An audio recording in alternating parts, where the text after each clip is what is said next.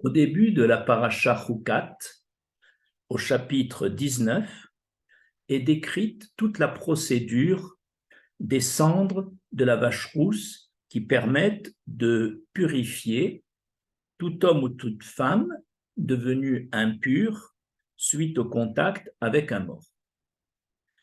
Puis, le chapitre suivant, au chapitre 20, il est relaté la mort de Myriam, la prophétesse. C'était au mois de Nissan, dans le désert de Tsin. Le verset, chapitre 20, verset 1 dit « Vatamot Sham Myriam », c'est-à-dire Myriam mourut là, Sham, c'est-à-dire là, donc dans la ville de Kadesh, dans le désert de Tsin.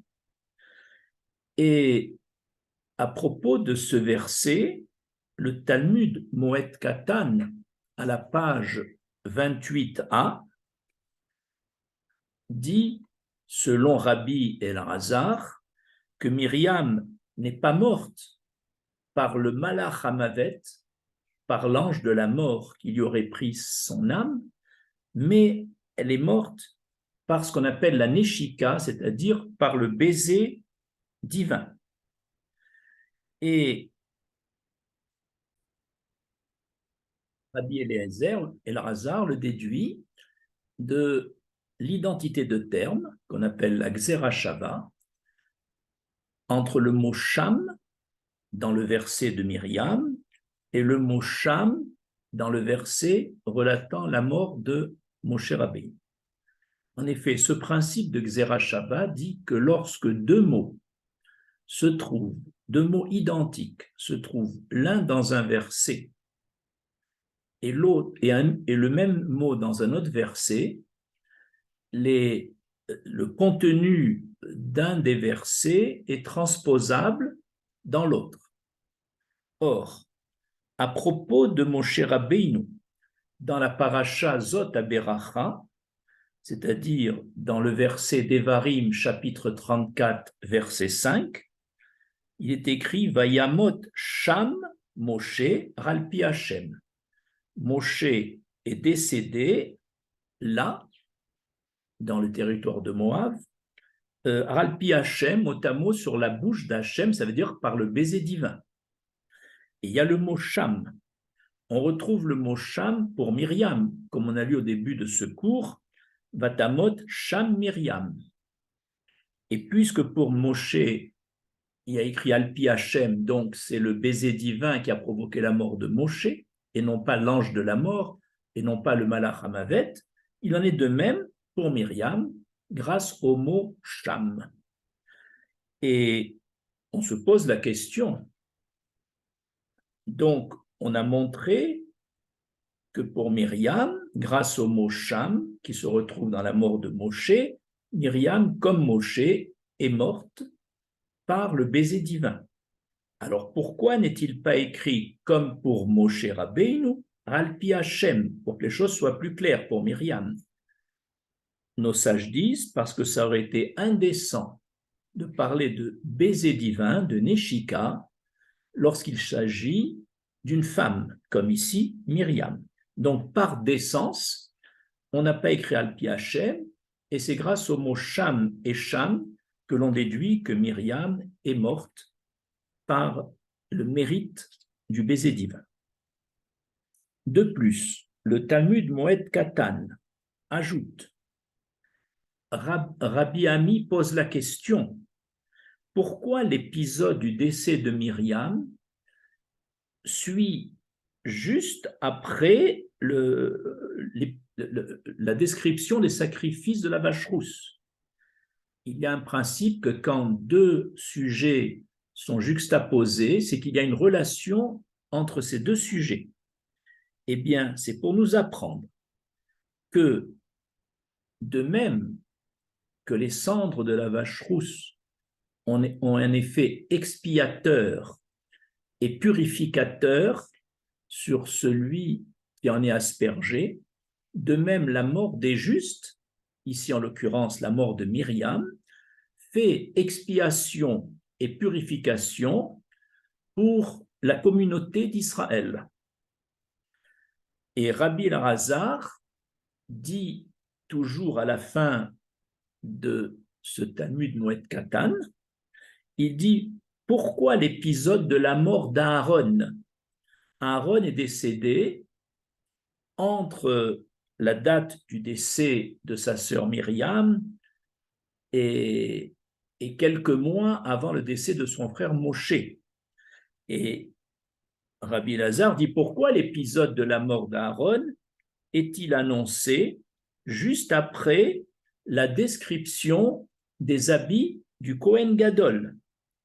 Et il répond, c'est pour nous apprendre que la mort des justes, ici en l'occurrence la mort de Aaron, provoque l'expiation et la purification des béné Israël de leurs fautes, tout autant que les vêtements du Kohen Gadol, du grand prêtre, qui ont un pouvoir expiatoire. Cette Agada suscite 6 questions. La première question est la suivante. En quoi la mort par Neshika, par le baiser divin, diffère-t-elle de la mort pratiquée par le Malach HaMavet, c'est-à-dire par l'ange de la mort? Lorsque l'ange de la mort, le Malach HaMavet, reçoit la mission de faire mourir un être humain, l'âme de cet être humain ressent une difficulté à se séparer de son corps. Par contre, lorsqu'il s'agit de la mort par le baiser divin, par la Neshika, l'âme se sépare très facilement du corps et ne ressent pas le goût, entre guillemets, de la mort.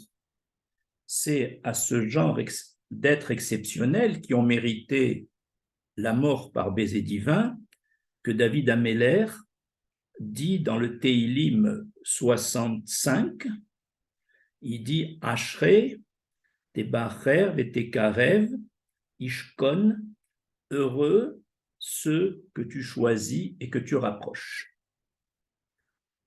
D'autre part, Rav Dessler fait une différence. Il dit, pour les êtres exceptionnels qui méritent le baiser divin, comme pour Myriam, comme pour Moshe Rabbeinu, au moment de la mort de ce super sadique, celui qui va avoir le bénéfice de mourir par le baiser divin, son âme supérieure, celle qui réside dans le ciel et qui descend chaque Shabbat, elle descend pour s'unir à son âme d'ici-bas, et dans cette fusion entre l'âme supérieure et l'âme sur terre, le tzaddik bénéficie d'une lumière spirituelle intense à laquelle il n'a jamais eu accès de son vivant, et ainsi son âme quitte très facilement son corps dans une bécoute, c'est-à-dire dans un attachement intense avec l'Éternel, sans que son corps ne s'y oppose. C'est la mort par baiser divin où Hachem, où la Neshama, est attirée irrésistiblement vers le Olam Haba. Ça, c'est pour les super tzadikim. Pour les tzadikim, à l'exemple de Rav Nachman, qui a apparu dans un rêve et qui a dit à Rabat que sa mort a été facile comme le retrait d'un cheveu sur le lait. Alors, pour cette tzadikim, la mort est facile et la souffrance est très faible dans le retrait de la neshama. Par contre, dit Rav Dessler, dans les gens moyens, et a fortiori pour ce qu'on appelle les impies, les Réchaïm, qui ont délaissé leurs besoins spirituels dans ce monde. Là, il y a une difficulté dans le retrait de la Neshama par l'ange de la mort.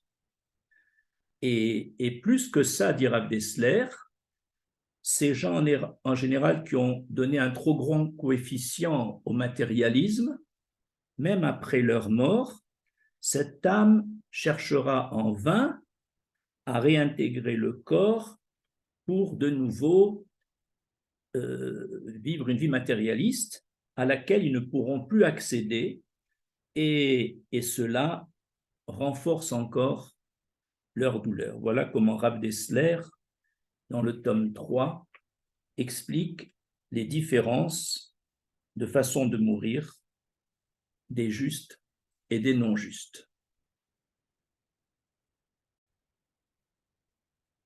Deuxième question. Qui, comme Myriam, a eu le mérite de bénéficier d'une mort par le baiser divin? Le Talmud Baba Batra, à la page 17, répond: il existe 6 grands personnages dans la Bible qui ont bénéficié de la mort par baiser divin. D'abord, les 3 Avot, Abraham, Yitzhak et Yaakov. Quelle en est la preuve? Pour chacun d'entre eux, le texte a écrit qu'ils ont été bénis bakol.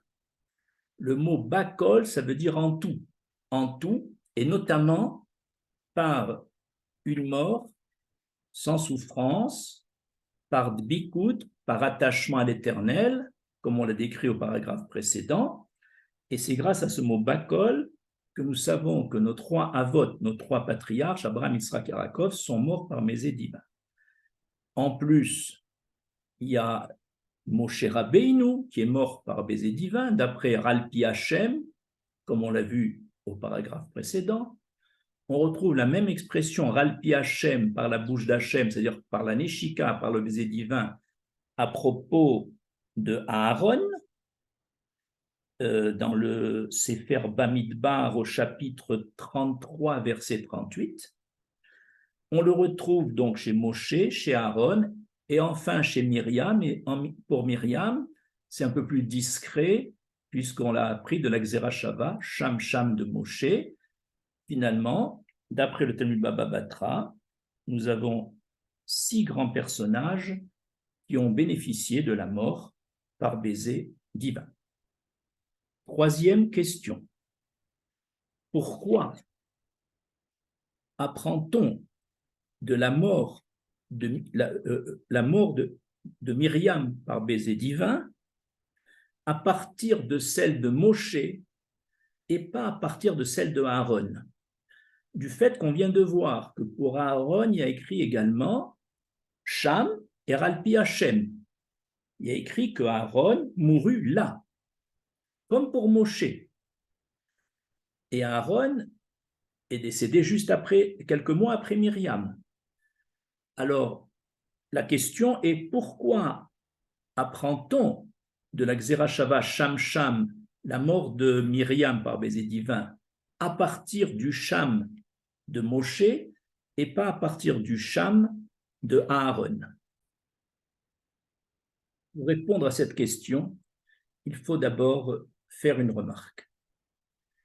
Une Xéra Shava, l'identité de terme, est un principe de la Torah que l'on ne peut appliquer que si les 2 mots identiques, dans un verset et dans un autre, ne sont pas nécessaires.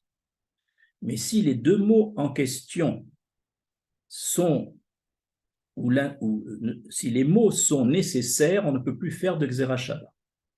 Or, par rapport à Aaron, quand il est écrit que Aaron mourut Sham là, on n'avait pas expliqué avant dans quel endroit se trouve Aaron. Et quand on dit là, c'est dans le Or Ahar, qui n'était pas indiqué auparavant. Donc le mot Sham dans le verset de Aaron était nécessaire. Par contre, dans le verset de Myriam et de Moshe, le mot Sham de Myriam, Batamot Sham Myriam, n'était pas nécessaire puisque dans le même verset, on disait qu'elle se trouvait dans le désert de Sin à Kadesh. Et pour Moshe non plus, on n'avait pas besoin de mettre le mot Sham là, puisque on avait dit que dans ce verset que Moshe se trouvait dans le territoire de Moab. Donc, connaissant déjà la localisation géographique au moment où Myriam et Moshe sont morts, le mot Sham n'était pas nécessaire et on a pu faire la Gzera Shava. Mais avec Aaron, le mot Sham était nécessaire et on ne pouvait donc pas faire la Gzera Shava à partir de Aaron.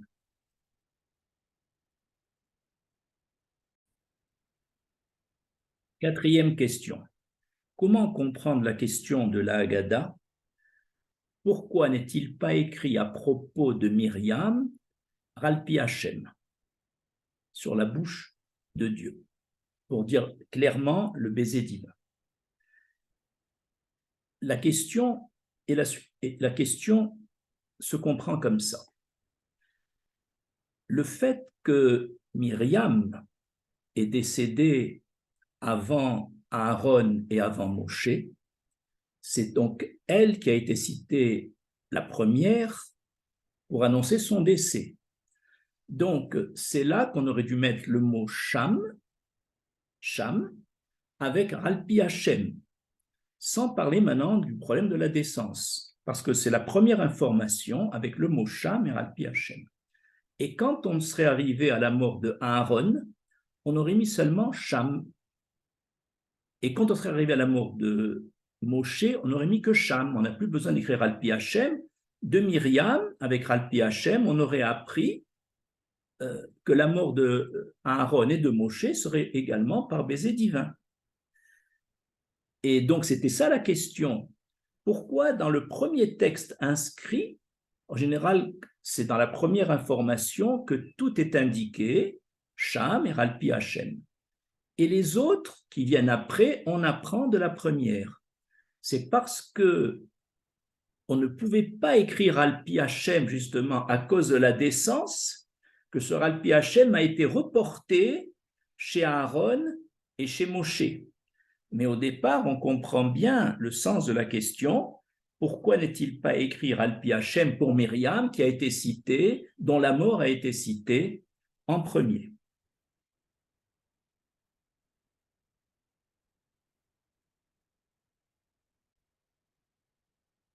Cinquième question.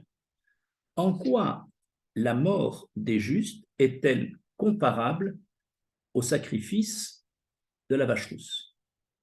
Certes, nous avons vu que c'est la juxtaposition, la smichout, entre le thème de la vache rousse et le thème de la mort des justes qui ont fait dire que la mort des justes fait expiation à sa génération. Mais au-delà de cette smichout, y a-t-il pas un autre lien qui existe entre la mort des justes et le sacrifice de la vache rousse? Nous avons cité trois liens. Le premier lien, de même que nous ignorons l'effet expiatoire et purificateur des eaux lustrales faites avec la vache rousse. On ne connaît pas la raison, c'est ce qu'on appelle un chok, un décret irrationnel.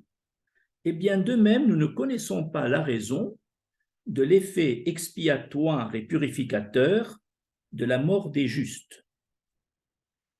Deuxième point commun entre, donc deuxième lien entre la mort des justes et la vache rousse. Le rôle de la vache rousse peut être illustré par une parabole, selon le commentateur Retz Yosef. Il dit que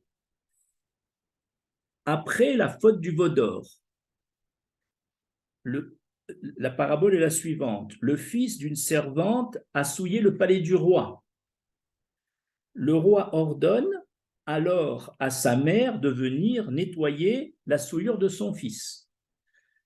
la souillure du veau d'or va être réparée par la mère à qui on demande, c'est-à-dire la vache rousse, à qui on demande de venir réparer la souillure. C'est pourquoi Hachem a dit que vienne la vache rousse, la mère, et qu'elle répare le péché du veau d'or, son fils. Et bien de même, du fait que le tzaddik de la génération et le makor, c'est la source des âmes de sa génération. Le tzaddik d'une génération, le juste, c'est lui la source des diverses âmes de sa génération. Donc, le tzaddik, c'est comme une mère, la mère des neshamot de sa génération. Et alors, c'est comme si l'Éternel disait que vienne le juste et il répare par sa mort la souillure des neshamot de la génération qui sont comme ses fils. La troisième explication du lien entre la vache rousse et la mort des justes est donnée par le commentateur Arioun Yarakov. Pourquoi la mort des justes est-elle comparée à l'expiation de la vache rousse et non pas à l'expiation d'un autre korban expiatoire? La raison, c'est que les autres ataot, c'est-à-dire les autres sacrifices expiatoires, sont parfois féminins pour un particulier et parfois masculins quand c'est pour le Kohen Gadol ou pour le Nassi, le chef de la communauté. Par contre, la vache rousse est toujours et exclusivement féminine. Et elle est donc comparée à la mort des tzadikim, pour nous enseigner, dit le commentateur Arioun Yarakov, que la mort d'une femme tzadékette comme Myriam fait autant expiation pour les fautes de la génération que la mort d'un tzaddik homme. Sixième et dernière question.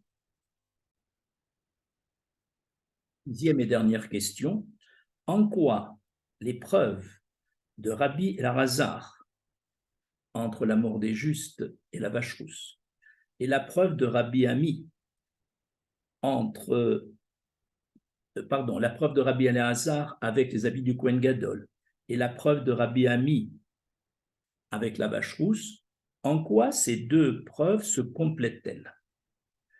Le commentateur Arioun Yarakov répond: si nous avions que la preuve de Rabbi Ami qui compare l'expiation de la vache rousse à la mort des justes, on aurait pu penser que seules les fautes entre l'homme et l'Éternel sont pardonnées, mais pas celles entre l'homme et son prochain.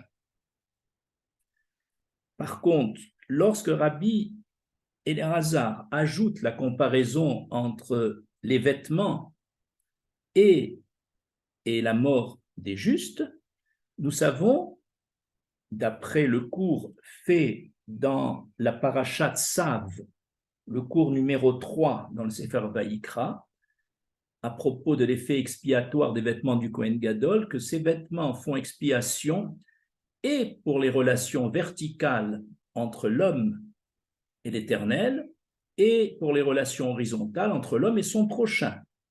Donc, grâce à l'enseignement de Rabbi Elazar, le dernier de notre Agada, nous savons que cet effet expiatoire de la mort des justes porte à la fois sur les relations verticales entre l'homme et l'Éternel, et également expiation sur les fautes horizontales entre l'homme et son prochain. Je vous remercie.